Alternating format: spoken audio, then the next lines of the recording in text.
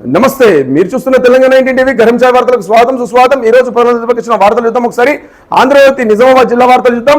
ఇక వానల ఓరు వరి నాట్ల జోరు, ఖరీఫ్ పంటల సాగుపై ఆశలు నింపిన వాన, జిల్లా వ్యాప్తంగా జోరందుకున్న వరి నాట్లు 92% పూర్తయిన వరి నాట్లు 6 మండలాల్లో అధికం, 25 మండలాల్లో సాధారణ స్థాయికి వర్షపాతం, వర్షాలతో రైతుల్లో ఆనందం।